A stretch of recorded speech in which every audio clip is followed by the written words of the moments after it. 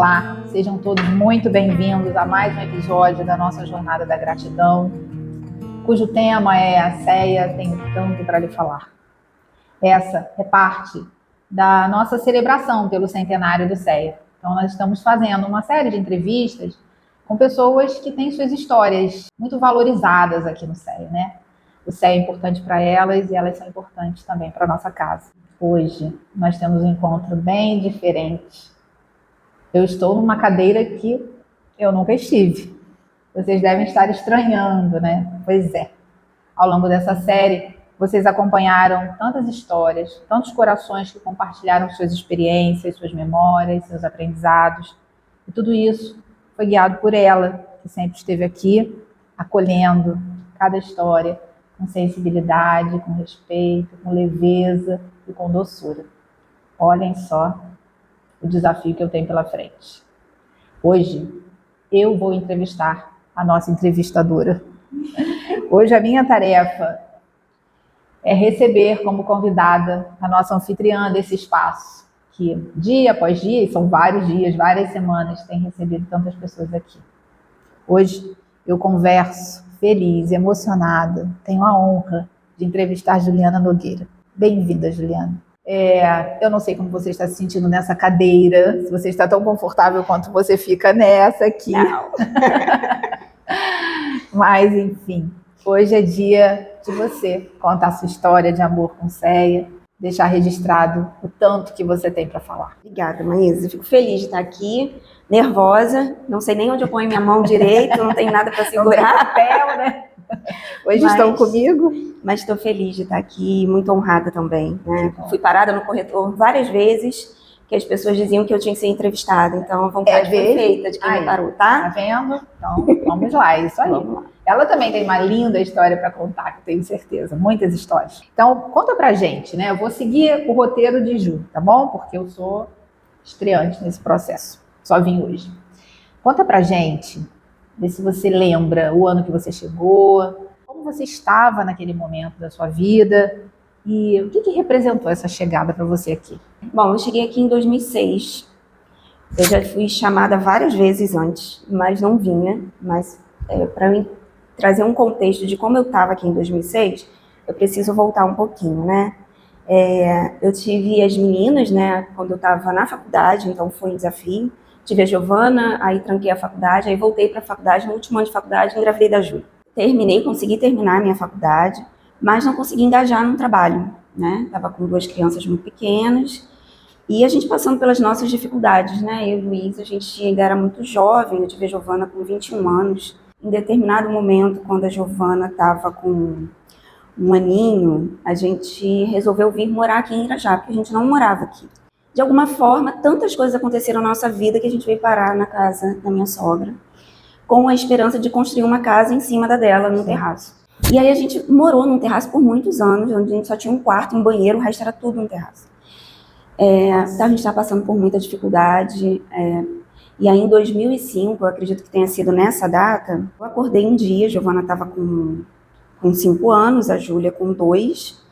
Eu abri meus olhos e falei, para que eu tô acordando? E aí foi quando eu me assustei.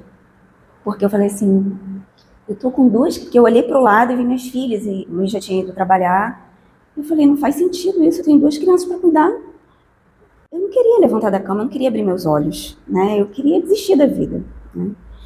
E aí foi quando eu liguei para minha mãe e falei com ela, mãe, tem alguma coisa acontecendo, eu não quero acordar. Eu acho que eu não tô bem. E aí na mesma hora minha mãe é muito agitada, vou arrumar psicóloga para você agora. E aí foi isso que ela fez, né? Me encaminhou para uma colega que me atendeu de graça. Ela nem era psicóloga, ela era filósofa, mas era uma terapeuta, né? Trabalhava com terapias. E aí eu ia toda semana para Botafogo. Eu ficava de 1h30 a 2 horas com ela. E eu me sentia mal, e aí ela falava para mim assim, quando você ficar bem, faça o mesmo. Então eu tenho isso como lema na minha vida, né? E aí eu fui melhorando, né? E ela, com o tempo, ela começou a falar para minha mãe, põe ela para fazer um curso, né? E aí foi quando eu parei num curso que tinha a ver com espiritualidade. E no último dia de curso, todos deram as mãos, era uma turma imensa, para fazer um Pai Nosso. E começou todo mundo a passar mal, inclusive eu. Olha, Isso? O que é isso que está acontecendo comigo? Eu fui no banheiro para lavar o rosto, meu rosto estava desse tamanho. Só que ele não estava, eu que estava vendo. você que percebeu. E aí a minha mãe, Tem alguma coisa diferente. minha mãe é médium também, isso daí não tá certo. E aí foi dali que eu comecei a me interessar a vir aqui. Na verdade, eu fui para um centro espírita pequenininho, que era onde elas trabalhavam, mas não tinha estudo. E aí essa terapeuta, ela falou para mim, tem um perto da sua casa? Então vai, começa aí. Aí foi quando eu vim para cá, vinha para assistir palestra. Eu lembro que eu conheci você ali perto do pátio com uma pessoa que eu acho que era sua terapeuta. Ela Era não veio ela. com você? Era ela. Ela falou, ela falou, eu acho que é aqui que ela vai ficar. É aqui que ela vai. Quero muito que ela fique aqui. Ela era muito falante. Era uma senhora já, uma senhorinha, né? A Ruth. E aí eu comecei a assistir aqui, meio de 2006, eu comecei a vir fazer tratamento, eu vinha com a Júlia pequenininha, andando. 2007 eu falei, eu vou estudar. Eu já tinha sido chamada e eu falava, não, eu tenho que cuidar da casa, tenho que cuidar das minhas filhas. E aí quando eu entrei, eu falei, agora eu não saio mais. E aí foi quando, em 2007, eu entrei para o estudo, que estava abrindo. E aí, logo depois, os cursos. E aí, o Luiz, na época, estava trabalhando à noite com telemarketing. Então, os cursos eram quarta no final do dia. Eu vinha a todos os cursos. E falei, eu vou escolher algum, né? Mas estava em tratamento ainda, por causa dessa questão da mediunidade. Quando acabou o tratamento, aí sim eu fui. Mas assim, a minha história é essa, para eu também não atropelar o roteiro. Mas foi assim que eu cheguei aqui, por causa... Eu não via como uma dor, só depois que eu fui entender a minha dor. Mas estava muito confusa, né? Um momento de muita sensibilidade, muita confusão. Então, a vida fora não estava encontrando uma sustentação dentro, né? Você estava perdida. E como é que foi chegar aqui no centro? Você sentiu algo diferente? Ou o que você tem na memória? O que a sua memória traz? Primeiro eu me assustei. Que era muito grande. Grande, né? Você chegou, já era grande. Já era grande. Eu lembro que a memória que eu tenho eram de pessoas. Eu cheguei aqui durante o dia, eu vim com a Júlia para entender a dinâmica da casa. E aí tinha umas pessoas sentadas ali embaixo, em volta da mesa. Eu acho que eram evangelizadores, eles estavam em reunião. E era tudo muito grande. E aí eu me assustei primeiro. Depois eu comecei a me sentir, né? Depois que eu comecei a vir para as palestras, eu vim para pedir informação.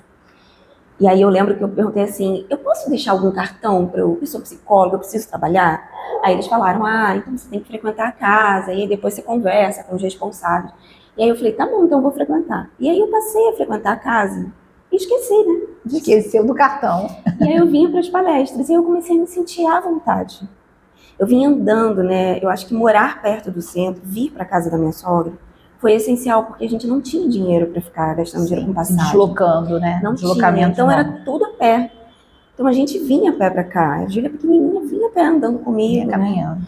Então depois eu comecei a me sentir acolhida, assim. As pessoas olhavam para mim com um sorriso, brincavam com a Júlia, né? Então eu comecei a me sentir em casa, parte, né? Começou a se sentir parte. Realmente, eu acredito que para quem chegue, né, com a casa como é hoje, né, grande, deve ser mesmo meio, talvez até desconfortável, né? Porque são muitas pessoas, as pessoas circulando, muita gente já se conhece, porque a casa também tem essa questão, né? As pessoas vão ficando muito amigas, muito próximas. Então quem está chegando pela primeira vez vê aquela jovialidade toda, as pessoas se abraçando, as pessoas conversando, às vezes elas falam um pouquinho mais alto lá no pátio, mas esse movimento, se a pessoa então é um pouco mais introvertida, deve causar um certo impacto, né? Sim. A gente tem que ter muito esse cuidado, né? De ter esse olhar para quem chega. Acho que a gente até tem, mas eu imagino que para a pessoa que chega seja realmente... eu era muito introvertida. Muito introvertida. Quem diria, né, dona Juliana? Quem diria? Tô eu aqui. Ok. Você consegue lembrar, assim, você já até falou, né? Já era grande e tal, mas mudou alguma coisa? Como é que era antes, em relação ao que era quando você chegou e o que é hoje? Você percebe alguma diferença, seja fisicamente ou nos trabalhos? Na estrutura eu acho que não, né? São mudanças de detalhes, né? Sim. Mas acho que na estrutura não. Mas hoje o meu olhar mudou completamente para casa, né? A casa é muito mais acolhedora. A casa, quando eu entrei a primeira vez e quando eu comecei a frequentar, a casa, para mim, ela era muito distante, né? Então, acho que agora, apesar dela ser grande, ela já não é um espaço vazio, entende? Sim, ok. Ela é Entendi. um espaço que preenche. Que preenche. Tudo preenche aqui, né? Exatamente. Então, o que mudou foi o terreno do lado, né? que a não gente adquiriu, tinha não e depois alugou. E agora é da nosso, casa, né? Aquela casinha lá de trás Dos da fundos cozinha, que a gente né? comprou também, ou seja, cresceu um pouquinho mais o Isso. centro, mas realmente foi nos detalhes, né? Porque a estrutura aqui que a gente utiliza no dia a dia se manteve. Se manteve. Mas a sensação hoje é diferente, né? É diferente. Que bom, que bom. Quando você, efetivamente, essa é uma pergunta que você faz para todas as pessoas que sentam aqui, eu acho muito valiosa, já que esse é um pilar, né, do Humildade e Amor, é o estudo. A gente a casa foi crescendo e junto com o crescimento físico, a gente foi crescendo nas pessoas essa responsabilidade por conhecer a doutrina espírita, né? Porque conhecimento é o que liberta, né? Jesus já dizia, a verdade liberta. É um pilar da casa, o estudo. Como é que foi começar a estudar? Fez diferença para você? Com certeza fez, né? Eu já estava assistindo as palestras, que eu acho que já estava me fazendo muita diferença, e trazia as meninas para a evangelização em 2006. Sim. Então comecei a participar do grupo de pais, que também faz muita diferença. Sem dúvida, eu também participei. Então eu acho que ali eu já estava amadurecendo um pouco mais para receber a doutrina, né, de uma forma diferente. E aí no estudo, eu lembro que eu fazia à noite. Quando eu comecei a ouvir o estudo, era tudo, ao mesmo tempo que eu tinha a sensação de que era aquilo, era tudo muito novo, sabe? É como se me trouxesse um outro olhar para a vida. Porque quando eu cheguei aqui na casa, eu achava que eu não tinha problema. Olha só, né? Um dia eu não queria acordar e eu achava que eu não tinha problema. Então, esse olhar para mim era muito difícil. Eu olhava sempre para os outros, eu queria sempre fazer para os outros, né? Então, eu sempre cheguei aqui e dizer que eu não cheguei pela dor. Sim. Mas, no fundo, eu cheguei pela dor. Tinha uma dor, né? Tinha uma dor ali. Silenciosa, talvez. Nem tão silenciosa, mas para você não era visível. Não era visível. E o estudo começou a me mostrar isso, sabe? Sim. De que eu não era vítima, que muitas vezes eu me sentia vítima diante das situações da vida que eu vivia.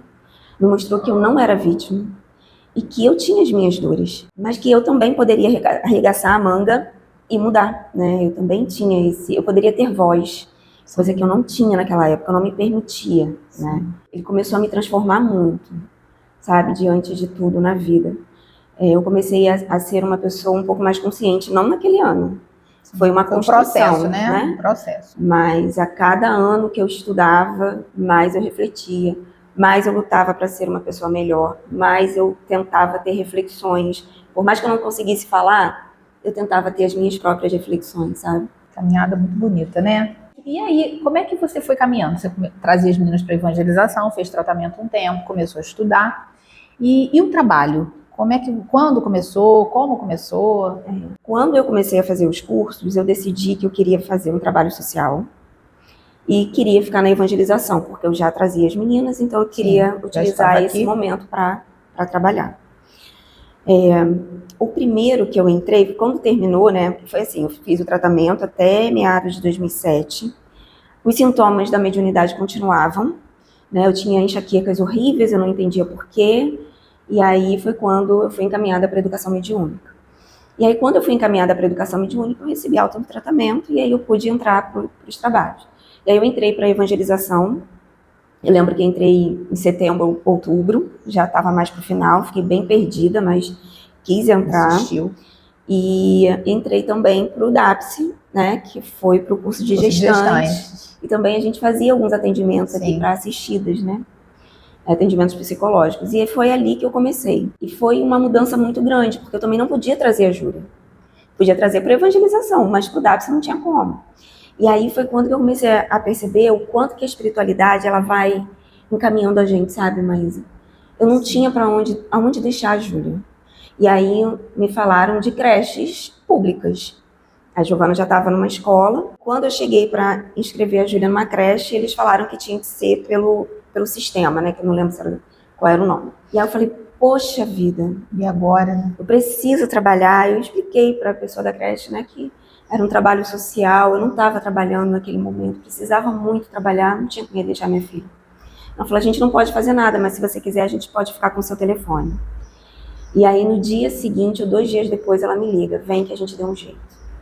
A pessoa nunca me viu na vida, mas Tinha que ser, né? nunca me viu. Tinha que ser. E aí eu consegui vir e me dedicar ao curso de gestante e fazer os atendimentos, né, que a gente nem sustentou muito isso, mas foi quando eu comecei a trabalhar. E aí sim, eu comecei a ter contato com pessoas, a ter ideias, sabe? Eu ainda me sentia muito crua para as coisas, né, para evangelização.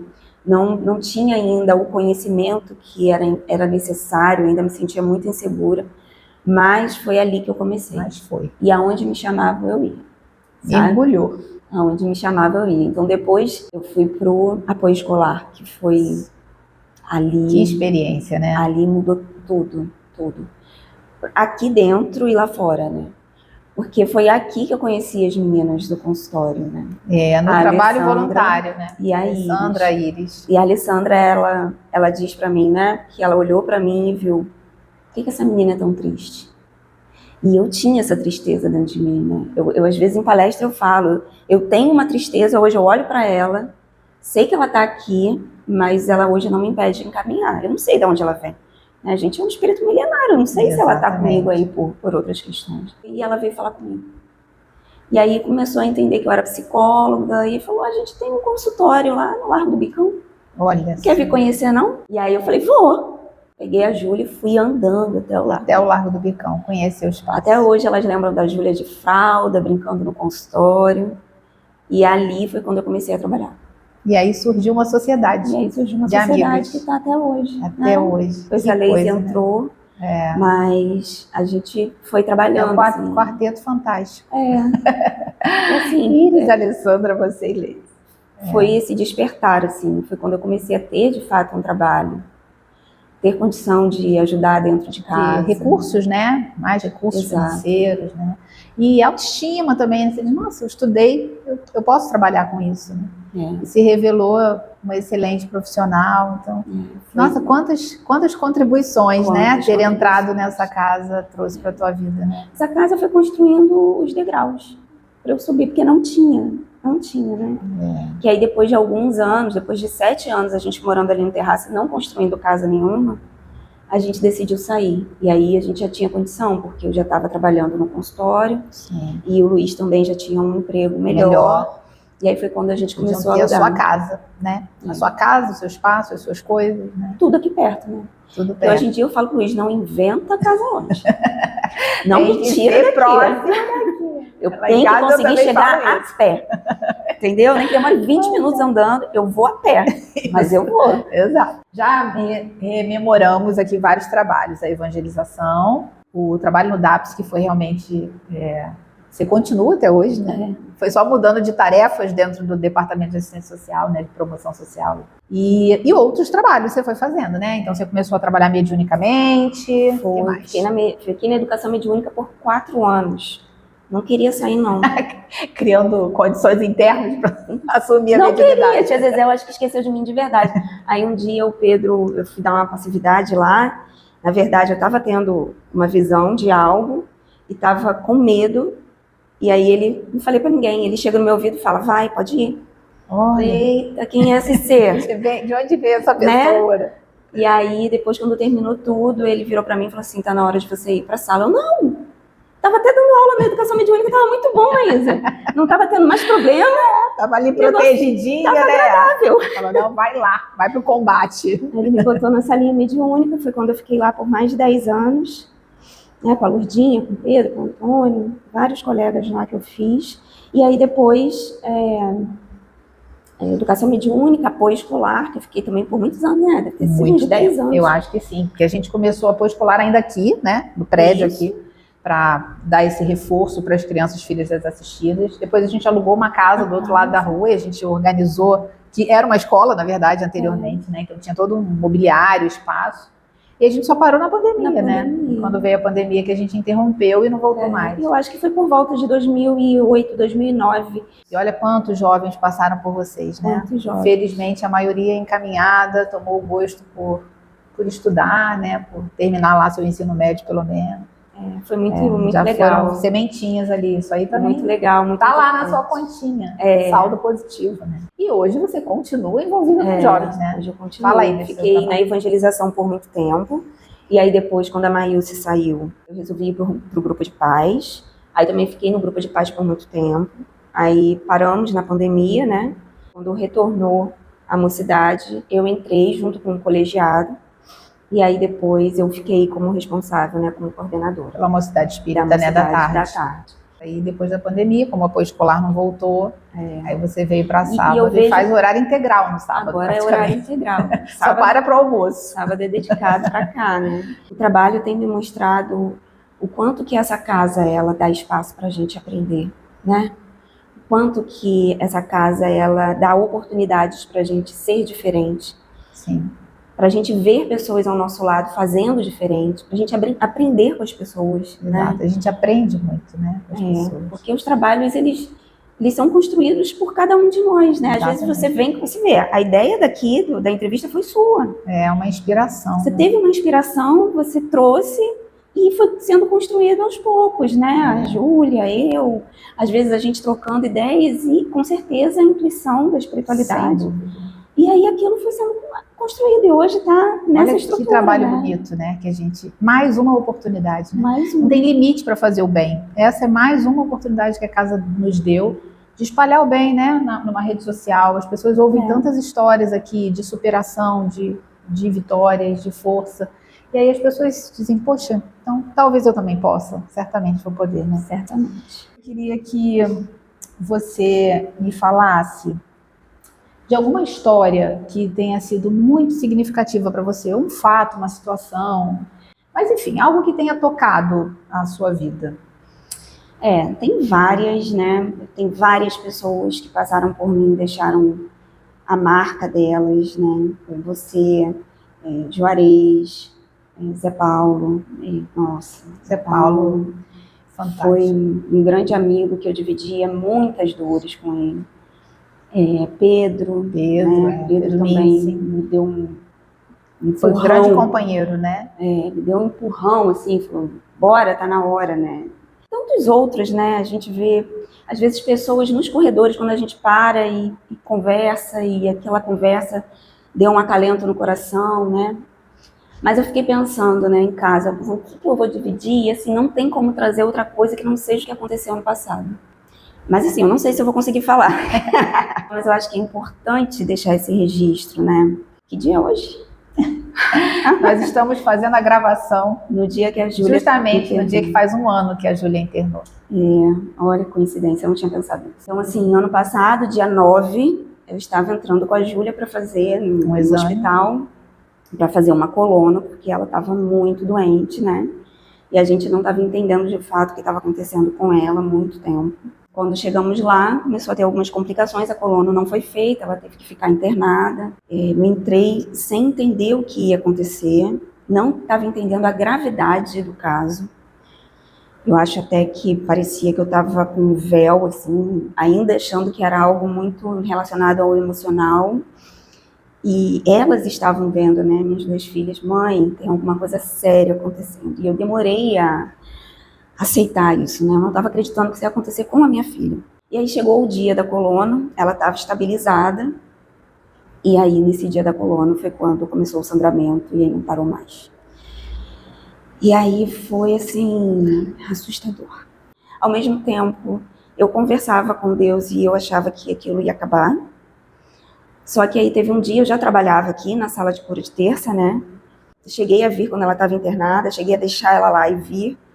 Mas teve uma terça-feira de manhã que eu acordei e ouvi uma voz na minha cabeça, você hoje não vai trabalhar. E aí pensei, tá louca, Juliana enlouqueceu, né? Porque tá ficando agora, não tá querendo trabalhar, sua filha tá aqui, vai sair. Não, cheguei a te mandar mensagem, porque na minha cabeça a voz dizia, Maísa vai assumir o seu lugar. Você tava em Caxias, eu falei, mandei mensagem, tava no trabalho social, apaguei. Eu falei, tô doida, gente, tô doida, que eu não vou fazer isso mesmo. Eu vou trabalhar, minha filha tá bem.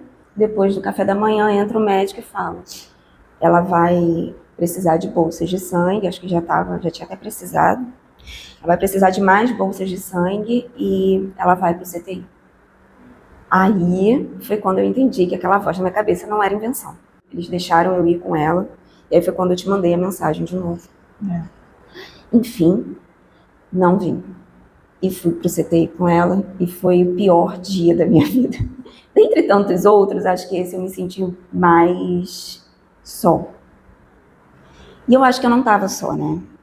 Eu não tava. Mas é que a dor era grande, né? Eu me senti muito só por saber que estava ali na minha responsabilidade a segurança dela.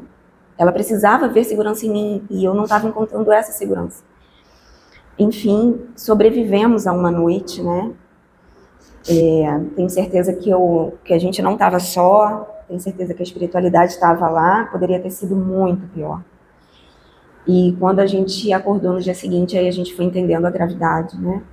Eu e Júlia vivemos histórias que a gente não contou para ninguém. E isso fez com que a gente se ligasse ainda mais, né? Mas eu precisei assumir isso sozinha.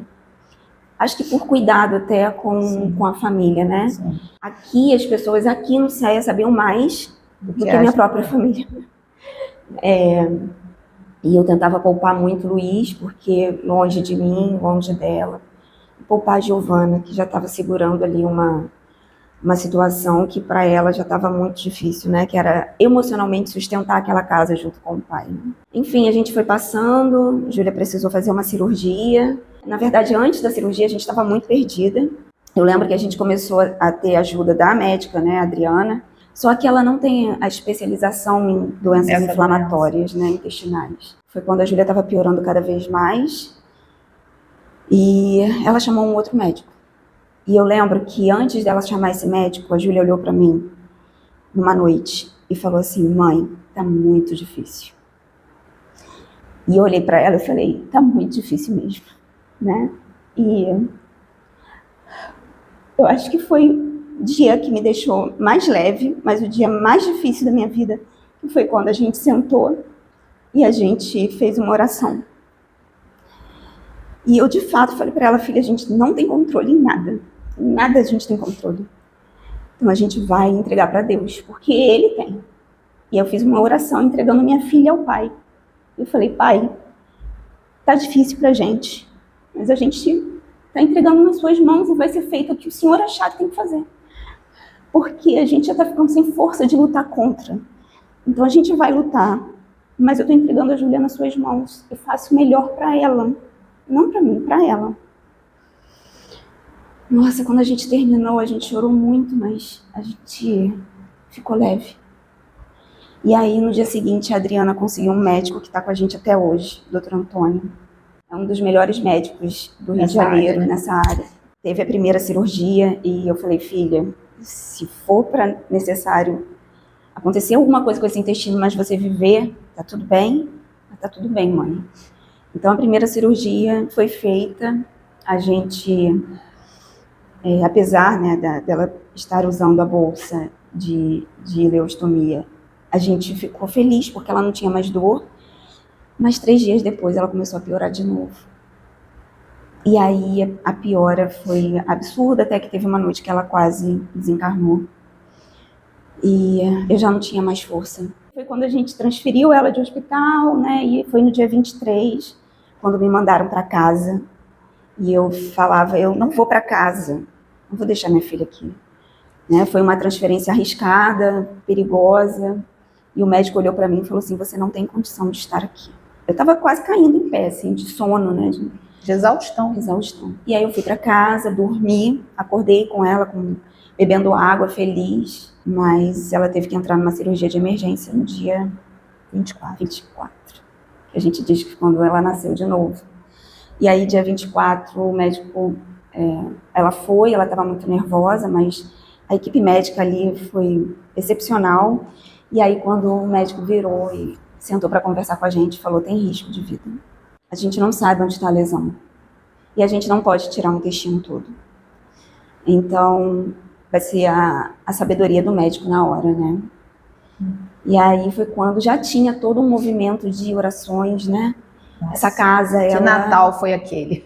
É absurdo. Que 24 e 25 foi aquele? Eu acho que desde quando a Júlia começou a estar no outro hospital, essas orações, elas foram sustentando eram diárias, a gente, né? Orações diárias. Foram sustentando, a Júlia acompanhou tudo, a gente fazia evangelho, a Júlia insistentemente, às vezes ela não estava bem, ela mesma pedia para eu abrir a página e ler e fazer uma prece, a gente fazia oração o tempo todo. E aí, essas orações todas foram nos envolvendo até que chegou, ela passou da cirurgia, o médico achou, não sei como ele achou o sangramento, foi tateando, achou. Depois eu soube que teve outras questões, então não tem dúvida de que eles foram guiados por Jesus. E aí eles falaram, essas 24 horas são essenciais. Eu tentava dormir, ver se ela dormia, ela sacudia, até brinco com ela, que ela sacudia a grade, me assustava, eu falava, não vou dormir mais. E aí, queria ser olhada, né? Eu lembro de uma amiga que foi me visitar lá, a Alessandra e a Leise, e eu estava desesperada e a Alessandra me abraçou e eu falei assim para a Alessandra, eu não sei, eu acho que eu tenho que entregar nas mãos de Deus. Aí a Alessandra, não, a gente entrega nas mãos de Deus, mas mãe pede até o fim. Pede, você é mãe, você pode. Mãe pode. Eu nunca mais esqueci. E aí, nesse dia 24, eu brinco que eu rezava para Deus, falava, Deus, o Senhor sabe o que é melhor, eu entreguei nas tuas mãos. O Senhor vai fazer o que é melhor, não tem dúvida. Mas eu posso pedir para Jesus. Jesus, salva minha filha. Eu sei que você é capaz disso. E eu via Jesus nitidamente aos pés dela, com as mãos esticadas. Com certeza. E eu fui rezando a noite toda, até de manhã. E a Júlia me fazia mandar mensagem para os médicos, 5 horas da manhã. Vem aqui tirar isso. Coitados, esses médicos são muito abnegados. Essa guria também não é fácil, né? E aí, quando ele chegou, muito determinada, ele foi tirando tudo. Eu até falei, por que o senhor tá tirando tudo? Calma. Não tira. Aí ele, Júlia, sua mãe não quer que tire. Aí a Júlia começou a fazer umas caras pra mim. Tá bom, então tira. O senhor tem certeza, vai tirar, né? Aí tirou um, tirou outro. E ela foi se recuperando, Maísa. E a gente não tem dúvida de que quem sustentou esse milagre foi Jesus, mas essa casa estava por trás de Maísa. A gente pediu muito. Meu Deus do céu. A gente perturbou, né? Mas... como companhia mil vezes. Jesus dizia, já sei, tô lá. E a gente pedia mais, né? Agora acho que a gente está chegando ao fim, né? E vejo que não teria outro fim para a sua entrevista que não essa história. Curiosamente, né, nós gravamos os episódios antes deles irem ao ar, então, como nós falamos no início, curiosamente, estamos aqui hoje gravando esse episódio, que vai ser o último de 2025, no dia 9 de dezembro, né? E quando a Júlia estava lá no hospital, foi uma comoção aqui no centro, né? A Júlia é um pouco nossa também, né? Ficou nossa. Eram muitas mães pedindo pela Júlia. Eu tive uma sensação de que realmente ela sobreviveria, porque a vida tinha planos para a Júlia, né? Planos para a vida dela, né? Pessoal, profissional, universitária, muito dedicada, com a sua família, com seus pais, mas acho que na vida mesmo. Eu sempre achei... As duas são muito especiais, a Giovana e a Júlia.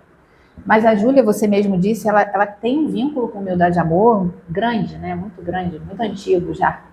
Acho que bem antes dessa existência, né? E aí eu tive essa sensação de que a vida tinha...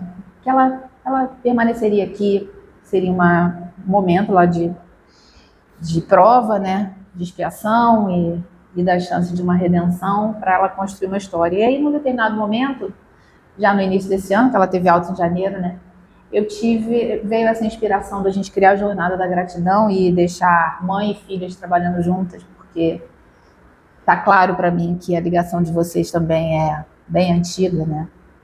E aí, antes de terminar a nossa entrevista, eu nem sei se eu continuo fazendo perguntas para você, mas enfim, acho que você pode abrir mão das outras, exceto se você quer falar alguma coisa sobre o centro, que ele representa para você em uma palavra.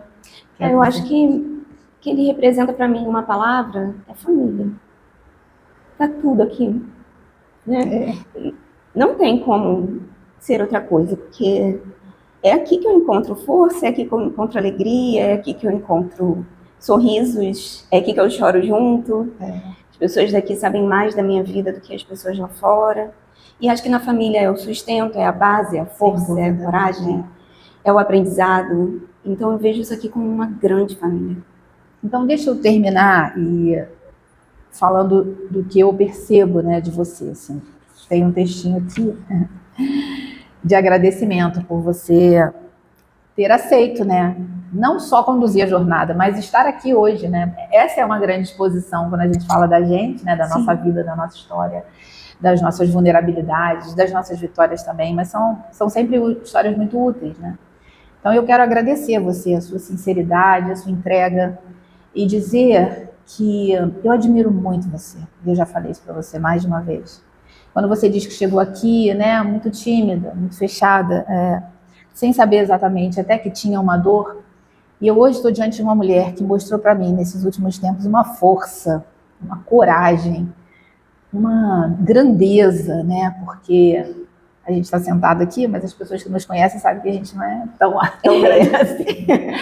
Mas uma alma tão grandiosa, sabe? Um coração tão generoso com todo mundo, extremamente acolhedora. Está na profissão certa, ser psicólogo acho que realmente é a sua missão. Mas o que você vem mostrando para a gente é uma grandeza que eu imagino, aliás, eu tenho certeza que estar no centro, pelo que você falou, né? Isso é uma grande honra para você, uma grande oportunidade, mas para nós que convivemos com você e com a sua família, é uma honra também. Correr o risco de não termos mais a Júlia conosco, não termos mais o seu sorriso e o seu abraço por um tempo, porque se ela não estivesse conosco, talvez esse sorriso se apagasse por um tempo, seria muito doloroso, né? Deixar de ter o brilho do seu trabalho, o brilho da inteligência, desse humor fino da Júlia, né? Dessa presença dela onde ela está, desse jeito muito próprio de ser, seria uma perda muito grande. Eu acho que Jesus pensou nisso, falou, não está na hora. Essa menina, ela vai contribuir mais ficando na Terra do que vindo para o mundo espiritual nesse momento. Esse trabalho não teria o brilho e a alegria e, enfim, a beleza que ele tem, essa sensibilidade toda que conduz o trabalho da Jornada da Gratidão, se não fosse conduzido pela Júlia e pela Juliana.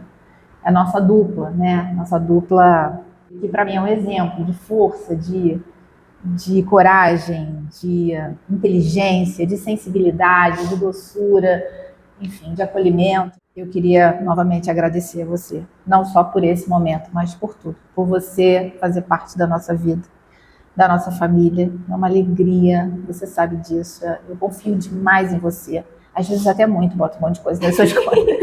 Manda um pacote assim, ai, Ju, resolve, né? Bom, então nós vamos encerrar aqui. Eu queria dizer da minha alegria e da minha emoção de estar hoje, né, participando dessa entrevista. É a nossa última entrevista do ano, então a gente vai encerrar com chave de ouro, né? Foi, sem dúvida, para vocês uma jornada muito bonita. Para a gente que ficou do outro lado assistindo, foi uma emoção atrás da outra, tem sido, né?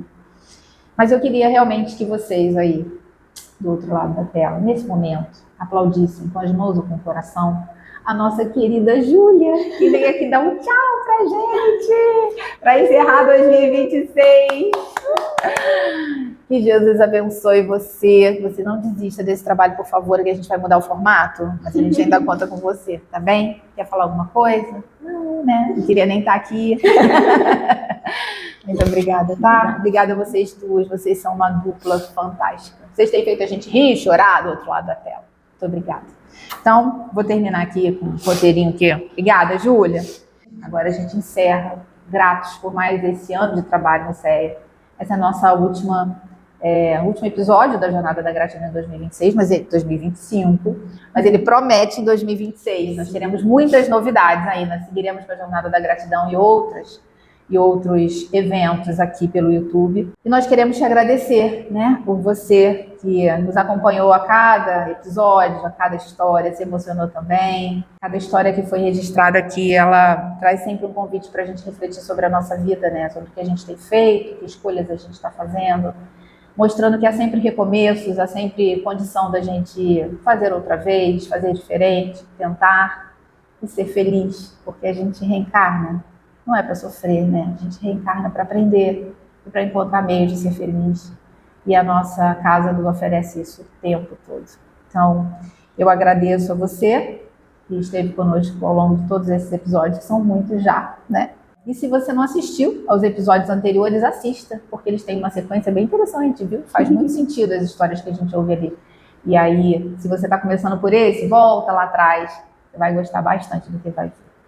E se está seguindo conosco, continue. 2026 a gente volta, nossa dupla continua, infalível, imbatível, nessa jornada da gratidão e outras que a gente vai fazer. Um Feliz Natal para todos e um ano novo de muitas boas histórias para a gente contar.